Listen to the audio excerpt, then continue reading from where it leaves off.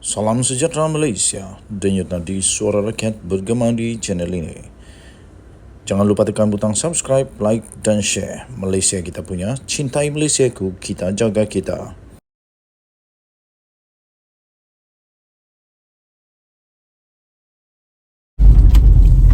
Salam sejahtera Malaysia, denyut nadi suara rakyat bergema di channel ini. Akhirnya Azam Baki tampil. Ramai ahli politik, ramai orang-orang penyokong-penyokong parti politik yang hentam kata SPRM itu ini, kata SPRM dapat arahan, kata itu ini. Awak hampa duk takut sangat pasal di SPRM ni. Tak payahlah nak takut kalau tak ada salah. Tapi kalau ada salah, memanglah menggelopok kepanasan. Tak payah dapat arahan pun, kalau memang salah tetap salah. Kena hadapilah undang-undang negara Malaysia. Itu belum undang-undang daripada Tuhan Yang Esa lagi. Nanti kena double tau. Kena hukuman di dunia, kena lagi bonus di akhirat. Ambil kau. Akhirnya Azam Baki tampil memberi penjelasan yang pastinya membuat ramai orang sakit jiwa, terutamanya Razi Jidin dan penyokong-penyokong Razi Jidin. Siasatan projek cetak buku ni, kata Azam Baki, sebenarnya sudah pun lama dibuat sebelum lagi Razi Jidin tunjuk hero di parlimen. Jadi tak ada kena-mengena pun dengan itu. Jadi tuan-tuan dan puan-puan yang dihormati sekalian, di negara mana-mana pun, kalau memang buat kerja badan penguatkuasa negara buat kerja, melakukan kerja mereka, memang begitulah. Orang yang salah harus disiasat. Tapi dia belum bersalah selagi belum dapati bersalah. Yang Razi Jidin dan penyokong-penyokong menggelopor takut sangat, janganlah takut. Berani kerana benar. Takut menggelopok, meroyan, ada sesuatu yang disembunyikan kah? Kalau tak ada yang disembunyikan, nak takut apanya? Tenang je lah, biar pergi kat mereka lah. Bila dah menang dibebaskan, kan itu satu perkara yang bagus. Dapat membuktikan bahawa anda ialah orang yang betul. Suruhanjaya Pencegahan Rasuah Malaysia (SPRM) telah pun melakukan siasatan berhubung dengan projek percetakan buku bernilai 80 juta ringgit Malaysia yang telah pun dikaitkan dengan bekas Menteri Pendidikan, Menteri Kanan era Perikatan Nasional Muhyiddin Yassin,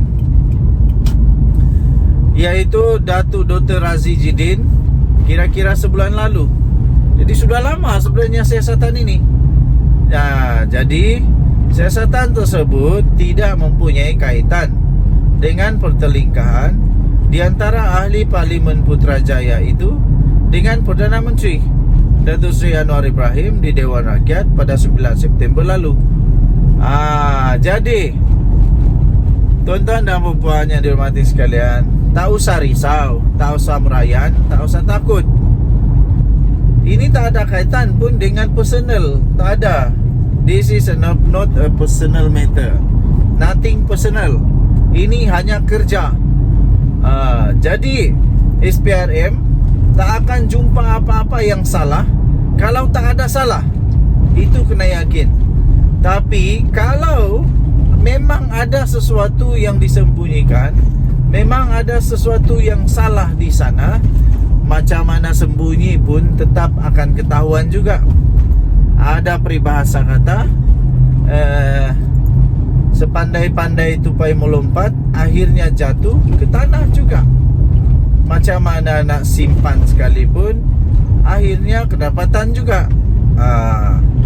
Yang hairannya, saya pun berasa hairan juga, kerana semakin menggelopor pemimpin-pemimpin dari Perikatan Nasional, semakin banyak pula pendedahan demi pendedahan mengenai penyalahgunaan kuasa, rasuah, penyelewengan dan macam-macam lagi.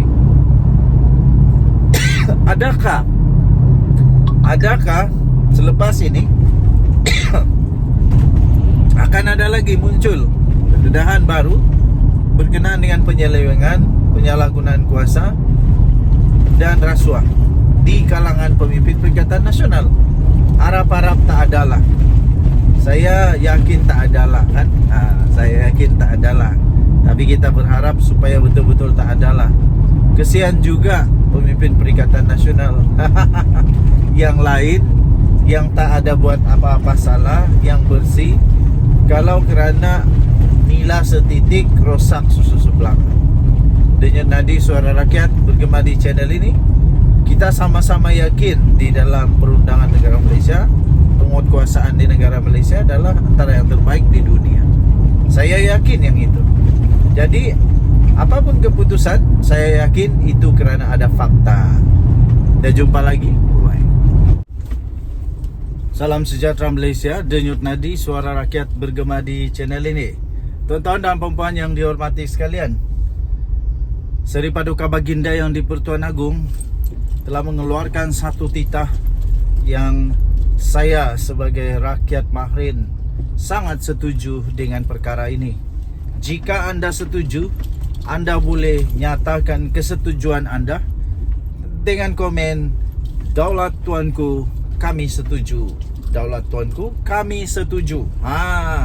Saya memang setuju 100 juta % dengan titah Seri Paduka Baginda yang di Pertuan Agong ini.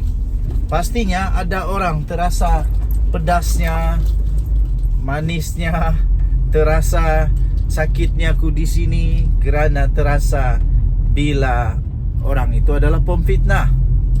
Agong seru rakyat mencontohi akhlak Rasulullah, cakap benar, jauhi fitnah. Bagi yang memang suka membuat fitnah, sebar fitnah hanya untuk kepentingan diri sendiri, kenalah rasanya manis ke tidak dengan titah Agong ini. Saya setuju supaya rakyat harus mencontohi akhlak-akhlak yang mulia dan menjauhi fitnah. Yang di Pertuan Agong, Al-Sultan Abdullah Riayatuddin Al-Mustafa Bilasha pada hari ini telah bertitah agar rakyat mencontohi akhlak warisan maknawi Rasulullah yang mulia di dalam pertuturan dengan bercakap hanya mengenai kebenaran, jujur, di samping menjauhi fitnah. Yang di Pertuan Agong bertitah hakikatnya perkataan yang kurang elok sama ada ketika tutur bicara maupun ketika menulis di media sosial.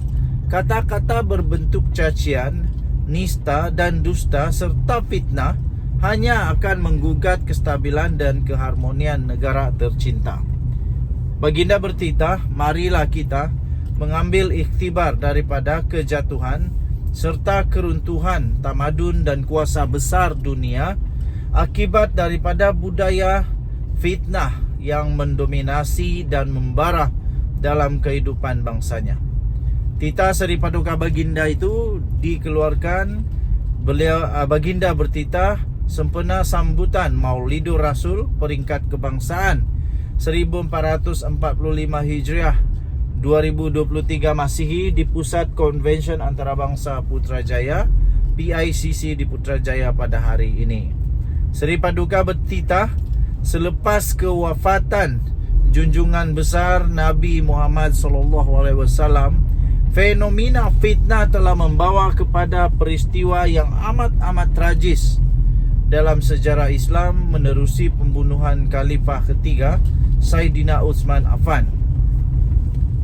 Demikian hebatnya hakikat fitnah dan tipu daya yang bukan saja telah menumpahkan darah seorang pemimpin Islam yang agung, malahan telah turut menghancurkan keharmonian dan kestabilan sebuah negara. Titah Seri Paduka Baginda yang di Pertuan Agong.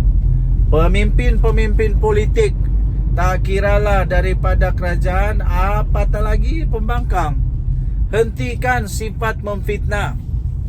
Memfitnah itu dapat menghancur negara tahu. Jangan hanya kerana kepentingan diri sendiri, kepentingan kuasa, melepaskan diri daripada entah apa-apa yang ditakuti, sanggup menabur fitnah. Ini masalah. Jadi tita daripada Seri Paduka Baginda Yang di-Pertuan Agong ini haruslah menjadi satu pegangan bagi semua ahli-ahli politik Malaysia. Jika anda setuju, anda boleh komen. Kami setuju. Daulat Tuanku, kami setuju. Denyut Nadi Suara Rakyat bergema di channel ini. Jangan lupa untuk tekan butang subscribe, like dan share. Malaysia kita punya. Cintai Malaysia ku, kita jaga kita. Baik.